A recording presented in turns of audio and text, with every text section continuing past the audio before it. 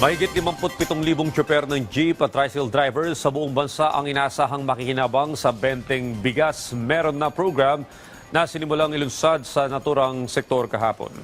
Ayon kay Department of Agriculture Secretary Francisco Chu Laurel Jr., isa ang mga driver ng jeep at tricycle sa pinakamahalagang sektor ng bansa. Kaya kailangan at nararapat silang unahin ng pamahalaan sa naturang programa. Dahil dito maaaring makabili ang mga miyembro ng TODA ng hanggang 10 kilo ng benteng bigas kada buwan. Kahapon, sabay-sabay na inunsad ang programa sa Navotas City, Angeles City, Pampanga, Cebu City at Tagum City.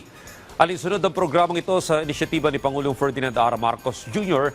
na maabot ang mas maraming Pilipino ng murang bigas.